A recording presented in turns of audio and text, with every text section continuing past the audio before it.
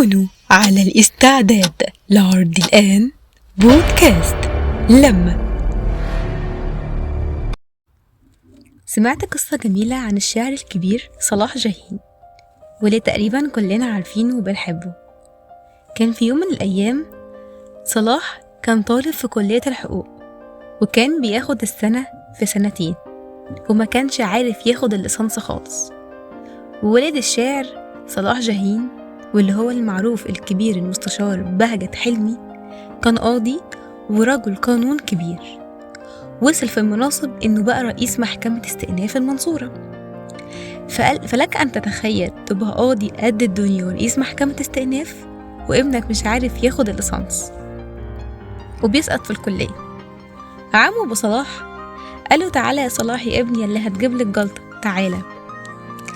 ازاي يبقى ابوك مستشار قد الدنيا وانت مش عارف تخلص كلية الحقوق؟ رد عليه صلاح الشاب الصغير اللي لسه محدش يعرفه وقال له يا بابا، انا مش عايز الناس تشاور عليا وتقول ده ابن المستشار، ده ابن المستشار بهجت حلمي. انا عايزهم يشاوروا عليك انت ويقولوا ده ابو صلاح جاهين. طبعا لو اي حد كان مكان المستشار كان هيرد ويقول انت يا ابني اللي لسه ما طلعتش من البيضة، يا ابني اللي اصلا انت مستقبلك ما فيش ليه ملامح، يا اللي بتاخد السنة في سنتين، انت هتبقى انجح من ابوك المستشار والناس هتشاور عليا وتقول ده ابو صلاح. بس صلاح كان مصدق نفسه قوي، واللي حصل بعد كده ان صلاح عمل كل حاجة في الفن تقريبا ونجح فيها.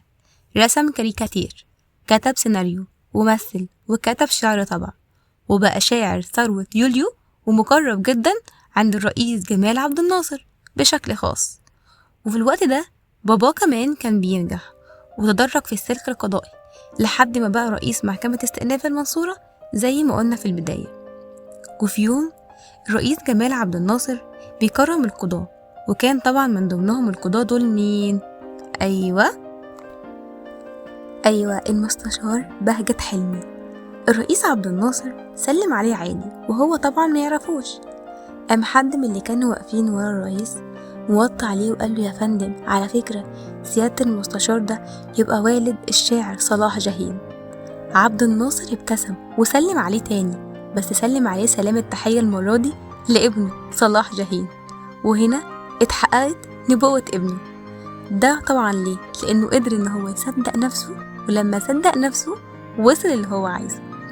مش دي بس كانت القصة الوحيدة اللي أنا سمعتها، لأ، كانت قصة كمان دكتور مجدي يعقوب. كنت سامعة ليه لقاء كان بيتكلم فيه لما دخل المجال لجراحة القلب. الدكاترة الكبار فضلوا وقتها يقولوله انت يعني هتكتشف ايه الجديد؟ احنا اكتشفنا كل حاجة، مفيش حاجة تانية هتكتشفها. بس هو صدق نفسه، ولما صدق نفسه اكتشف الجديد اللي كانوا بيقولوله انه مفيش حاجة جديدة هتقدر تكتشفها، هو اكتشفها. وأمثلة كتير جدا من قصص النجاح اللي أصحابها صدقوا نفسهم ووصلوا. طبعا دلوقتي حد هيقولي يا نورهان دول ناس نابغة في العلم، ويمكن تكون البيئة مساعدة، وأكيد في حاجات تانية كتير، بس للأسف هقولك لأ. عارف ليه؟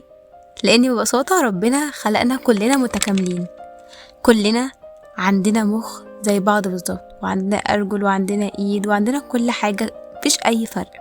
بس انت عارف ايه هو الفرق الحقيقي؟ الفرق الحقيقي ان الناس دي، الناس اللي قدرت تنجح ووصلت المكان اللي هم عايزينها، انهم صدقوا نفسهم، ما حبسوش نفسهم في ازازة وقفلوا على نفسهم، او مثلا ما حطوش نفسهم في دايرة معينة وخلاص. لا، دول رموا نفسهم في البحر وعاموا وعفروا لحد ما وصلوا. عايزة أقول لكم إن ربنا خلق كل واحد فينا ليه بصمة معينة، نسخة فريدة من نوعها. ومش بس بصمة، لأ، ده كمان ادانا روح مميزة. كل واحد فينا ليه روح مميزة، كل واحد فينا شاطر في حاجة معينة، اللي بيعرف يغني، واللي بيعرف يرسم، اللي بيعرف يكتب، اللي حريف شطرنج، اللي حريف كورة، اللي ذاكرته قوية، اللي بيعرف يحسب كويس جدا من غير آلة حاسبة، وغيرها كتير جدا من المواهب التي لا تعد.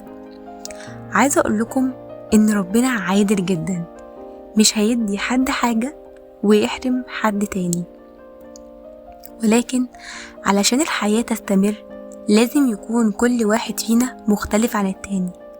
وعلى رأي المثل، في مثل كده كنت سمعاه بيقول ايه: لو كلنا هنبقى فتوات امال مين اللي هينضرب؟ وبصراحة ده اكتر مثل واقعي انا سمعته. ايوه سمعتك يلي بتقول، بس انا كل ما افكر اخد خطوة جديدة في حياتي في صوت جوايا بيقولي بلاش، خليك في اللي تعرفه احسن، بلاش تغامر لا تقع على وشك. عايزة اقولك ان الصوت ده مش بيجيلك انت لوحدك، وده طبيعي، الصوت ده جوانا كلنا. اي حد فينا لما بياخد خطوة جديدة في حياته بيجيله شعور الخوف، القلق، لان هو مش عارف ايه هو اللي مستنيه في المستقبل، فطبيعي هيكون خايف وقلقان ومتوتر. بس لو انت فضلت مخلي الصوت ده مسيطر عليك، عمرك ما هتعرف تتحرك خطوة صغيرة ولو قد كده، عمرك. وده اللي بيخلينا او ده اللي بيفرقنا عن الناس اللي بتنجح والناس اللي بتفضل زي ما هي في مكانها. الناس اللي بتنجح ما بتستسلمش للصوت ده، بتمحيه خالص وبتبدأ ان هي تعافر.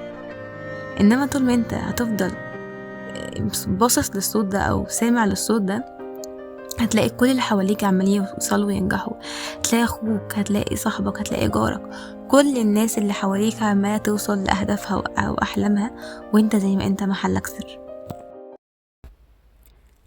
عارفة هتقولي انك خايف تاخد خطوة وانت بعد ما تاخد الخطوة دي وانت ما تقدرش تكمل فيها للآخر او يحصل اي ظرف وتفشل فيها، وخايف من كلام الناس وان حد يقولك يا فاشل، مش احنا قلنا لك من الاول بلاش تاخد الخطوة دي وخليك في اللي تعرفه احسن، اديك فشلت يا فاشل. عارفة، بس عايزة اقولك اوضح لك حاجة. لو فضلت سامع لكلام الناس، ولو فضلت مصدق الكلمة اللي هم هيفضلوا يقولها لك، صدقني برضو عمرك ما هتطلع ولا عمرك هتنجح. وعايزة اقول ان الفشل عمره ما كان نهاية، بالعكس، الفشل بداية لكل حاجة جديدة، بداية لحلم جديد، بداية لطريق جديد، بداية لمستقبل جديد. فالفشل عمره ما كان نهاية. المجتمع للأسف هو اللي حطنا المعايير الغلط دي، ان انت لما ما تنجحش في حاجة معينة ينطبق عليك الكلمة انك خلاص بقيت شخص فاشل. الفشل ده لو انا شخص سعيد في حاجة معينة وما كملتش فيها وقعدت وما حاولتش تاني، فانا فعلا انا كده شخص فاشل. انما الفشل مش ان انا وقعت مثلا، ربنا ما قررش ان انا انجح في الحاجة دي فخلاص اعافر في اتجاه تاني، اعافر في اتجاه تالت، اعافر في اتجاه رابع، فطول ما انا بعافر فانا كده مش فاشل. لا، عايزة اقول لكم ان مفيش حد بينجح من مرة، بجد، يعني نادرا اول لو لقيت حد نجح من مرة. مفيش حد بينجح من مرة، لازم تقع وتقوم علشان تتعلم، يعني هي دي الحياة. انت لو ما فشلتش في حياتك في حاجة هتتعلم ازاي؟ حتى كل الشخصيات اللي ناجحة لو هنيجي نبص على حياتهم هنلاقيهم ان هم فشلوا في حاجات زمان، وان هم كانوا عايزين يوصلوا لحاجات معينة زمان بس وصلوا لحاجة تانية خالص، او كان ليهم احلام معينة بس ما وصلوش الاحلام دي، ودلوقتي هم في مكانة تانية خالص وناجحين في اماكنهم التانية دي. ابسط مثال مثلا، انا يعني اول ما بدات اعمل القناه بتاعت البودكاست، ناس كتير فضلت تقولي بلاش، انت لسه في البدايه، هتضيعي وقتك، انت المجال ده فيه ناس حيتان كبيره، انت ايه تيجي وسطيهم، انت حته قرموط لسه صغيره تيجي في وسط الحيتان ومش عارفه ايه، كلام محبط من الكلام ده. بس انا كان عندي هدف مختلف تماما. هدفي من القناة ان انا عايزة اسيب حاجة ليا بعد مماتي. عايزة لما حد يدخل عندي على القناة ويسمع ليا بودكاست، والبودكاست دوت لو حتى هيغير في حياته 1% ويدعي لي بعد كده، دي بالنسبة لي خلاص. فده هدفي ان انا اغير حياة اي حد، حتى لو 1%، او ان حد يدعيلي. ده انا سمعت البودكاست بتاعها الفلاني وبجد انا كنت مبسوط او انا بسمعه وغير في حياتي كذا وكذا. فبجد دي بالنسبة لي بالدنيا. فده هدفي، ومصدقة نفسي ان شاء الله، مؤمنة ان انا بإذن الله هوصل وهكون حاجة كبيرة جدا. فطول ما انت بجد مصدق نفسك ومؤمن بنفسك جامد، فكل الدنيا هتصدقك. عارفين المشكلة فين كمان؟ المشكلة في انكم طول الوقت مستنيين الإذن. احنا طول الوقت مستنيين الإذن، مستنيين العلامة، مستنيين الكلمة الحلوة، مستنيين الدعم، مستنيين حد يسقف لنا، مستنيين اي حد يطمنا ويقول لنا انك ماشي على طريق الصح. ايوه كمل. يمكن عشان احنا اتعودنا ان دايما ناخد الإذن، وان حد يقولنا يلا بينا، يلا اعمل كذا، يلا نسوي كذا. لكن للأسف عمرنا ما دورنا على العلامة او الدعم اللي جوانا، عن الإحساس اللي يقولك انا عارف انا بعمل ايه، حتى لو ما حدش شايف اللي انا شايفه. وانا جاية اقول لكم النهاردة ان انت الإذن، انت السماح، انت البداية. اسمعوا كويس كده الكلمتين دول. الناس مش هتكون مقتنعة بحلمكم، لانها ببساطة مش هتكون شايفة اللي انتوا شايفينه، ومش حاسين باللي انتوا حاسينه، وحتى مش ماشيين الطريق اللي انتوا ماشيينه. علشان كده لو فضلتوا مستنيين انهم يصدقوكم، صدقوني عمركم ما تتحركوا. لكن اول ما تصدقوا نفسكم، ساعتها هتلاقوا كل الناس بدأت تشجعكم، هتلاقوا كل الناس حابة ان هي تمشي معاكم، هتلاقي ناس كمان بدأت ان هي تقلدكم. ايوه. عايزة اقول لكم ان النجاح معدي، انك لما بتصدق نفسك، الصدق لنفسك ده بيكون معدي كمان. فآخر حاجة عايزة اقولها، ودي حاجة مهمة جدا، ربنا لما خلقنا فهو خلق أجسادنا من طين الأرض، بس خلق روحنا من نفخة إلهية، من روح الله. فاللي أنا عايزاك تفهمه هنا، أو اللي أنا عايزاكوا تفهموه هنا، إن جسمك ممكن يكون محدود لأن هو اتخلق من أرض، والأرض ممكن تكون محدودة، لكن روحك أبدا ولا هتكون أبدا محدودة، لأنها من روح ربنا، من روح الله. ففي فرق كبير جدا بين جسمك وبين روحك. فعلشان كده بلاش تحبس نفسك في دايرة صغيرة وترجع تشتكي انك مش عارف تحقق حاجة. لا، صدق نفسك، لانك انت شخص جميل وهتوصل.